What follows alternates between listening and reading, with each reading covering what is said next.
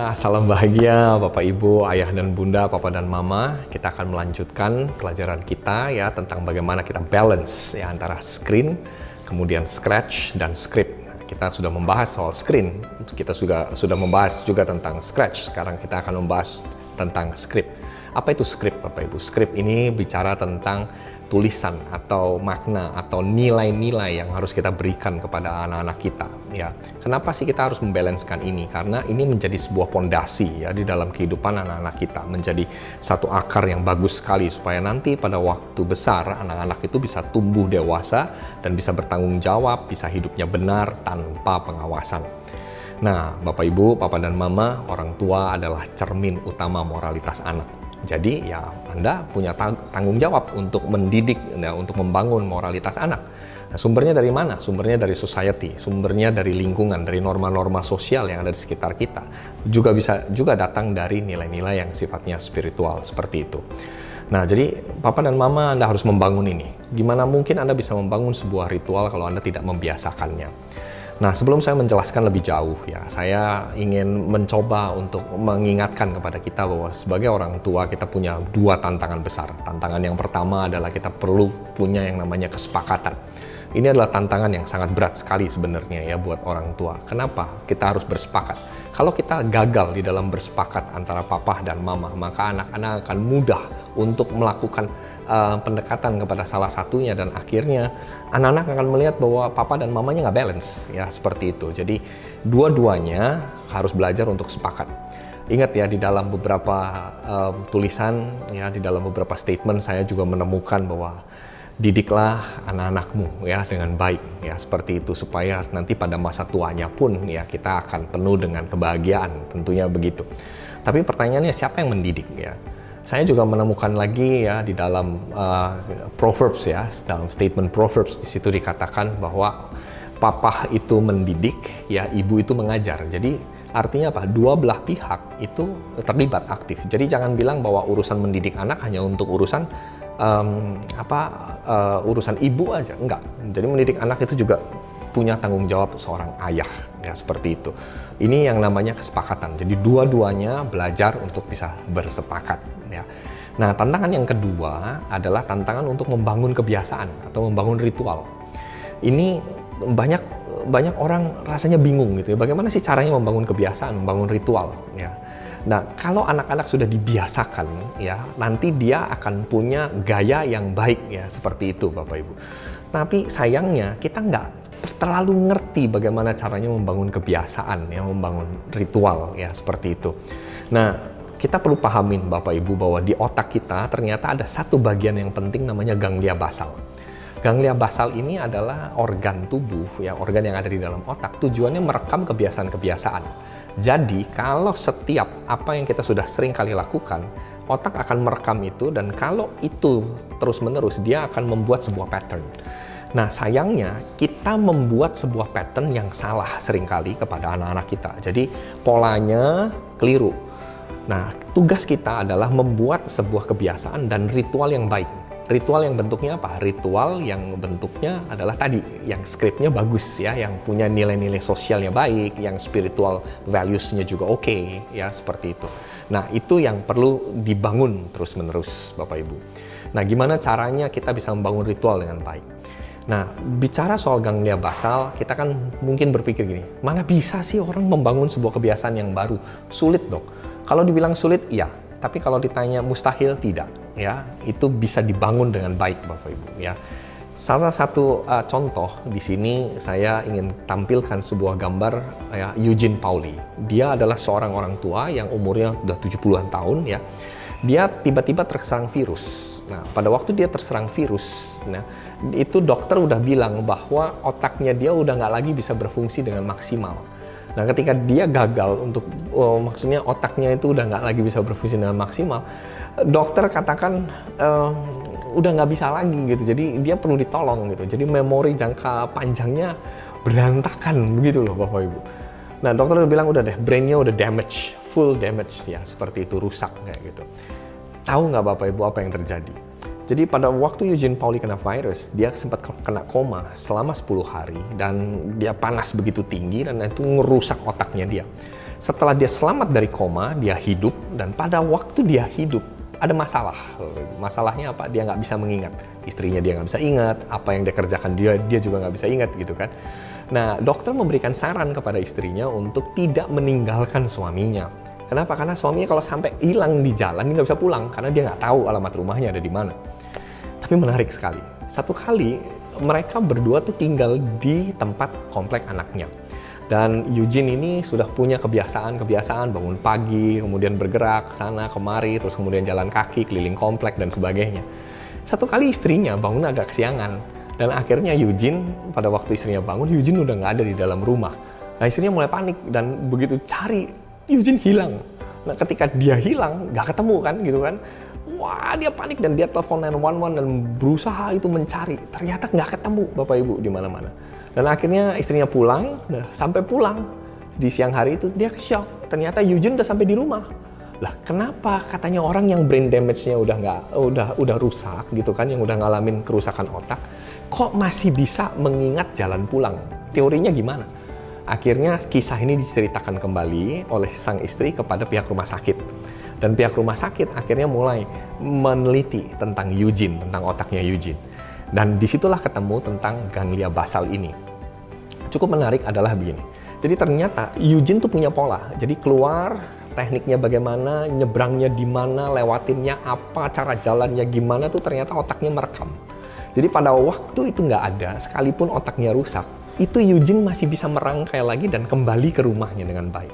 Dari teori inilah akhirnya para ahli mengatakan bahwa kebiasaan itu bisa diubah. Ya, kebiasaan itu bisa dipola dengan baik sekalipun otaknya ngalamin kerusakan. Apa yang mau saya sampaikan di sini? Yang saya mau sampaikan di sini adalah begini. Setiap kita semua dalam kehidupan kita sebagai orang tua, kita bisa melatih anak-anak kita untuk menuntun mereka punya sebuah kebiasaan yang baik. Kebiasaan baru, kebiasaan yang runtut, kebiasaan yang istilahnya mulia lah, seperti itu. Bisa, nggak ada yang katanya nggak bisa. Di sini contoh tentang Eugene akhirnya diteliti lagi ya sama seorang ahli dengan menggunakan seekor tikus. Jadi tikus itu dimasukin dalam maze atau dalam kotak-kotak yang ada tembok-temboknya gitu. Tikus ini harus mencari coklat. Nah, pada waktu dikasih klik gitu, dan kemudian tikus ini mulai mencari jalannya sampai akhirnya menemukan coklat. Besoknya lagi diuji coba lagi dengan cara yang sama. Coklatnya ada di titik yang sama. Begitu diklik, pintunya dibuka, tikus ini mulai bergerak. Terus begitu. Sampai akhirnya setelah yang kesekian kali, ternyata tikus ini udah nggak lagi mencari jalannya untuk bisa menemukan coklat itu. Tapi tikus ini bisa otomatis menemukan kiri, kanan, depan, belakang, terus gitu. Dan sampai akhirnya ketemu dengan coklatnya. Nah, ini menarik sekali Bapak Ibu. Jadi ternyata habit itu bisa dibentuk. Sangat bisa dibentuk. Oleh karena itu para orang tua, please bangunlah ritual yang baik, ritual yang sehat buat anak-anak kita. Nah, bagaimana cara membangun ritual yang baik? Inilah pentingnya script. Script ini punya tujuan untuk melatih anak-anak itu punya ritme yang baik, Bapak Ibu. Di tengah SFH, mungkin orang tua nggak bisa ya terus-menerus memperhatikan gitu kan. Makanya tadi saya katakan, tujuan dari script adalah mendidik dan melatih anak-anak kita supaya benar tapi tanpa pengawasan. Bukankah itu semua idaman orang tua? Supaya anak-anak nantinya bisa menjadi dewasa, tidak perlu lagi mendapatkan kontrol atau pengawasan ya yang lebih ya seperti itu. Jadi dia udah ngerti sendiri gitu Bapak Ibu. Nah, saya rindu supaya Bapak Ibu ya membangun sebuah ritual yang baik kepada anak-anak lewat balancing screen, balancing scratch-nya, dan balancing script-nya. Nah, balancing script ini berbicara tentang apa? Ada 9 nilai yang biasanya atau yang saya temukan untuk kita bisa bangun ya dalam kehidupan anak-anak kita. 9 nilai itu bicara tentang apa? Pertama, soal ketaatan. Bangunlah dari sejak dini ketaatan anak-anak kita. Ketaatan itu kunci yang sangat penting. Ingat Bapak Ibu ya bahwa di dalam mendidik anak, kasih, ketaatan, dan keseimbangan. Ketaatan itu masuk di dalam bagian mendidik anak Bapak Ibu. Anak-anak yang taat menggembirakan hati orang tuanya. Hal yang kedua setelah ketaatan adalah bicara soal kesabaran. Anak-anak perlu loh dibangun sebuah sikap sabar, ya, sabar untuk menanti. Jadi saya banyak menemukan hari ini banyak anak-anak nggak sabar. Orang tuanya lagi ngalamin kesusahan, tapi anak-anak terus meminta sesuatu dan dia tidak mau sabar menantikan yang terbaik dalam hidupnya dia. Ngotot, nuntut terus. Nah, kita perlu melatih nih anak-anak kita untuk bisa jauh lebih sabar. Nilai yang ketiga berbicara soal kesetiaan. Kesetiaan adalah hal yang penting, Bapak Ibu. Kesetiaan harga yang mahal. Di dalam beberapa literatur mengatakan bahwa kesetiaan itu adalah kunci dari kehidupan. Kesetiaan itu adalah bagian penting di dalam masa depan seseorang. Orang yang setia, biasanya dia akan dibukakan hal-hal yang jauh lebih besar. Saya yakin tentu tidak ada orang tua yang mau lihat anaknya gagal, betul ya? Pasti orang tua mau anak-anaknya berhasil. Dan untuk sampai anak-anaknya berhasil, nilai yang harus dibangun adalah setia. Setia di dalam proses, setia dengan orang, setia dengan apa yang dia miliki, setia dengan harta bahkan. Kita mesti latih loh anak-anak kita bisa belajar setia dengan bolpennya, dengan bukunya, dengan peralatan yang kita berikan kepada dia. Ini nilai yang bagus untuk dibangun kepada anak-anak. Nilai yang keempat bicara soal kesediaan, willingness to serve. Ya. Anak-anak itu seneng loh kalau dia dibiasakan ya untuk bisa membantu, menolong ya, belajar untuk tulus yang seperti itu. Ini hal yang indah, ini hal yang bagus. Ada keceriaan di balik kesediaan, Bapak Ibu. Hal yang kelima adalah tentang kedamaian. Bukankah kalau kita lihat anak-anak kita damai, senyum, ya nggak pernah bertengkar, happy kan kita kan? Ya. Dunia kalau damai itu waduh pasti menyenangkan sekali. Nah, kita sebagai orang tua bangun rumah kita, bangun keluarga kita terus ada di dalam kedamaian tentunya ya. Jadi ngelatihnya gimana? Ya kalau papa dan mama misalnya ada konflik dan sebagainya cepat diselesaikan, cepat dibereskan ya seperti itu. Hal lagi berikutnya adalah soal kelemah lembutan. Lemah lembut di sini bukan lemah gemulai loh ya. Lemah lembut di sini bicara tentang hatinya yang lemah lembut. Lemah lembut bahasa aslinya praotes. Praotes itu artinya gini, mudah dibentuk. Anak-anak itu adalah pribadi yang mudah dibentuk, jadi mudah dipola. Jadi sebenarnya jangan bilang bahwa anak-anak nggak bisa dipola dengan kebiasaan yang baik. Sangat bisa. Ini nilai yang harus kita ajarkan. Belajar untuk sama-sama mudah dibentuk. Papa siap dibentuk, mama siap dibentuk. Nanti anak-anak akan mudah untuk dibentuk. Ini yang namanya kelemah lembutan. Berikutnya adalah soal kebaikan. Belajarlah untuk berbuat baik. Lihat ada orang di sekitarnya, ada yang kekurangan dan sebagainya, ada yang butuh bantuan dan sebagainya. Ya, kita berbuat baik untuk menolong, memberikan bantuan kepada orang tersebut. Yang berikutnya soal kebahagiaan. Bangunlah kebahagiaan, bangunlah keceriaan di dalam rumah. Banyak orang tua hari ini memberikan definisi bahagia adalah ketika dia memiliki sesuatu. Padahal tidak begitu definisi tentang bahagia. Bahagia itu juga bicara soal keseimbangan. Orang-orang yang memiliki keseimbangan bisa mengalami sebuah kebahagiaan. Tidak selamanya orang-orang yang bahagia hanya karena dia memiliki sesuatu. Kita tentu seringkali melihat ya di media-media, ada orang-orang yang akhirnya memilih untuk mengakhiri hidupnya padahal mereka berkelimpahan. Loh, ada apa dengan hal itu? Ternyata aset dan kepemilikan tidak bisa serta-merta menghasilkan sebuah kebahagiaan. Kebahagiaan itu punya banyak faktor. Latih anak-anak kita untuk bisa mengalami kebahagiaan dalam segala situasi. Tidak hanya dalam situasi baik, tapi dalam situasi yang mungkin kurang baik, bisa tetap bahagia. Tidak hanya dalam situasi berkelimpahan, tapi pada saat situasi kurang berkelimpahan, juga bisa mengalami kebahagiaan. Ini yang kita perlu ajarkan nilai-nilai ini kepada mereka, gitu loh Bapak Ibu. Dan yang terakhir adalah penguasaan diri.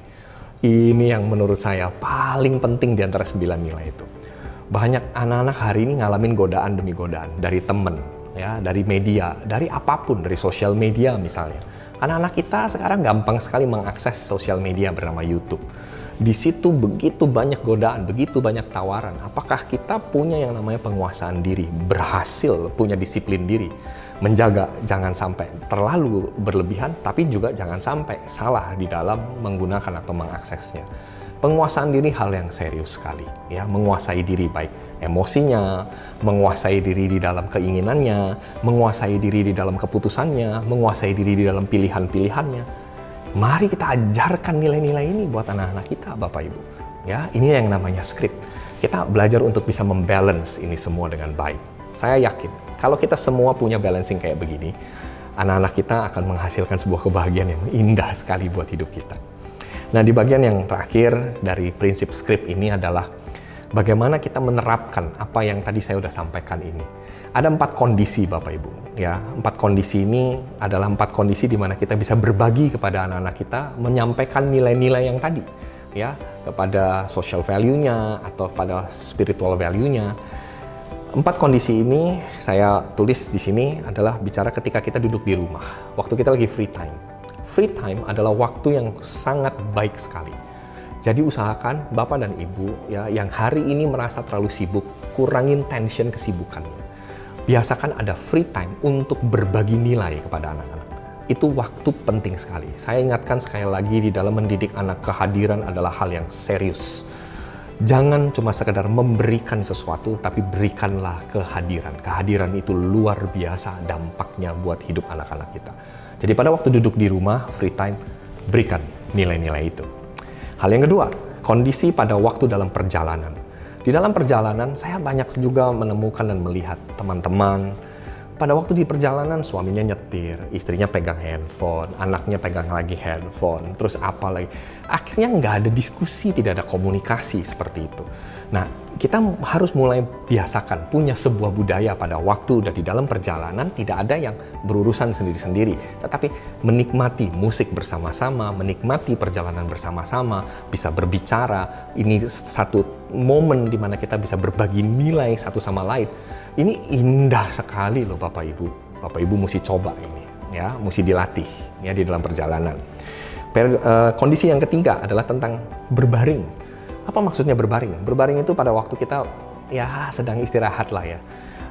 Posisinya lagi tenang, lagi rileks ya seperti itu. Kita bisa ngobrol sama anak-anak kita. Bedanya apa tadi sama duduk? Waktu tadi duduk di rumah benar-benar free time. Tapi ini berbaring ini lebih apa ya, bicara tentang ketika kita tuh mau tidur ya. Biasakan Bapak Ibu sebelum tidur nih, kalau hubungan suami istri ada yang namanya pillow talk ya, obrolan bantal.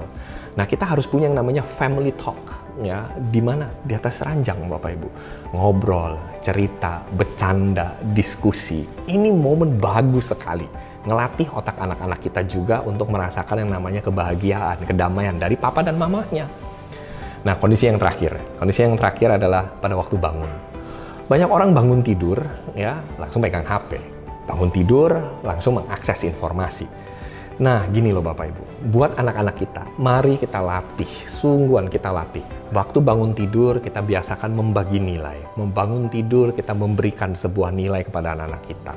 Ya, saya menunjukkan sebuah gambar ini ya kepada Bapak Ibu. Ini adalah gambar foto saya bersama dengan anak. Waktu dia masih kecil, ya.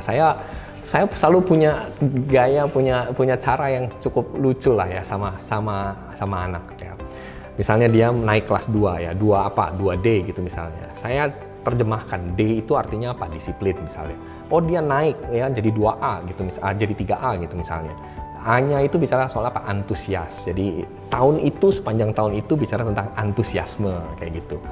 Naik lagi ke kelas 4B gitu misalnya. B artinya brave. Jadi saya mengajarkan nilai tentang braveness kepada dia. Jadi Bapak Ibu bisa punya banyak sekali cara ya untuk menuntun dan membagi nilai-nilai itu kepada kehidupan anak-anak kita ya.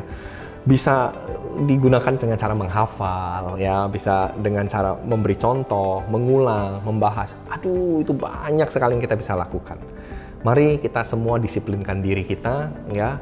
Balancing semuanya mulai dari screen, scratch, dan script ya.